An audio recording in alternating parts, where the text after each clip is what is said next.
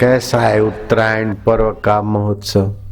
सचमुच हम उत्तरायण ऊपर की ओर जा रहे, विषय विकार संकीर्णता नीचे की ओर ले आती। योग वशिष्ठ महारामायण भगवान राम जी को जो उपदेश मिला है वही उपदेश आजकल आपको मिल रहा है। कितना सौभाग्य आपका।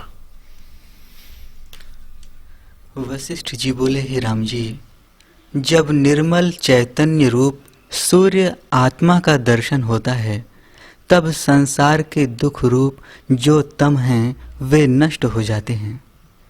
जैसे आकाश में सूर्य के उदय होने से शाम रात्रि का तम नष्ट हो जाता है। हे राम जी, जैसे सूर्य का प्रतिबिंब जिस दीवार पर पड़ता है वह दीवार प्रकाश से चमकती है, वैसे ही चित्त जब फुरता है तब जीव को जगत भासित होता है। हे राम जी, दिन के अभाव से रात्रि और रात्रि के अभाव से दिन होता है। इसके मध्य में जो विलक्षण रूप है उसे बुद्धिमान भी नहीं जान पाते। वह तम और प्रकाश दोनों रूपों से युक्त है।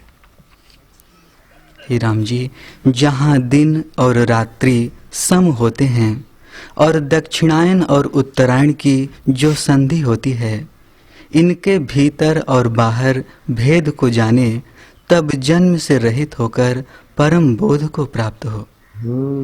दक्षिणायन उत्तरायण के बीच जो संधि है, ऐसे श्वास गया और बाहर आया, उसके बीच की जो संधि है वही उसको जो जाने तो वही आत्मा है, वही साक्षात्कार हो जाता है। हे राम जी, उत्तरायण मार्ग योगीश्वरों का है, उससे वे क्रम से मुक्त होते हैं। दक्षिणायन मार्ग कर्म करने वालों का है, इससे वे फिर संसार भागी होते हैं। उनके मध्य में जो संधि है उसमें स्थित होने से परम पद प्राप्त होता है। वाह, कितना भव्य उपदेश है, प्रसंगोचित, शाबाश। बच्चा भी देखो बहादुर है, योग वशिष्ठ में से वही पढ़ता है। मैंने नहीं कहा कि फलाना पढ़ना, खुद ही खोज लेते। हे राम जी, यह योग की कला मैंने विस्तार से कही। इसका प्रयोजन यही है कि तुम निर्वाण पद में स्थित हो और आत्म ब्रह्म की एकता करो, जिससे फिर जन्म मरण आदि का दुख तुम्हें न हो। स्थिर होकर देखो, यह आत्मा सर्वदा जागती ज्योति है। उसको त्याग कर और किसी के लिए यत्न करना व्यर्थ है। हे राम जी, अपने अनुभव में स्थित होने में क्या कष्ट है। जो इसे कठिन जानते हैं वे मूढ़ हैं और उनको धिक्कार है। आत्मा परमात्मा में स्थित होने को जो कठिन जानते हैं वे निगुरे हैं, मूर्ख हैं, मनमुख हैं।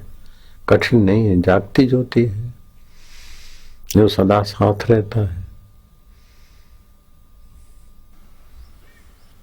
दिन और रात के मध्य में कौन है? सुख और दुख के मध्य में जानने वाला कौन है?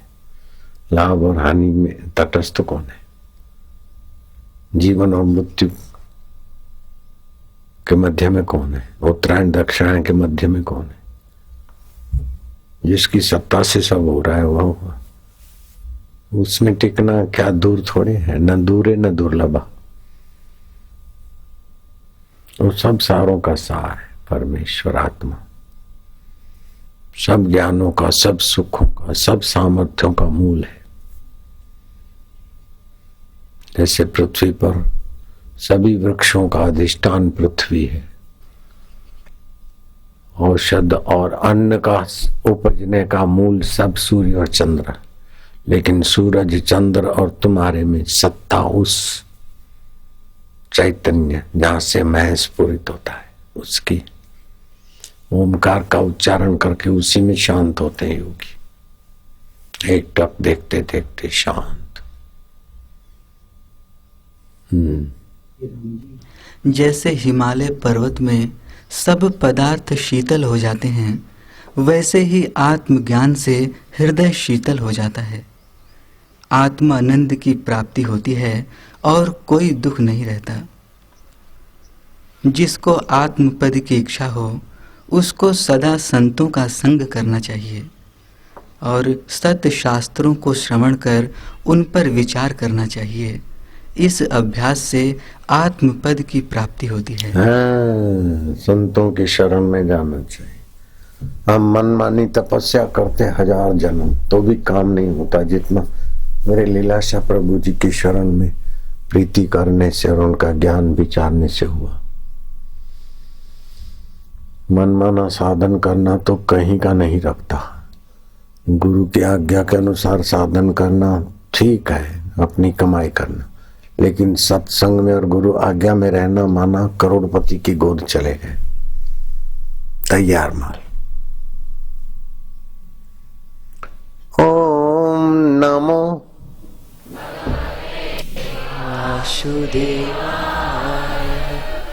ओम नमो भगवते वासुदेवाय।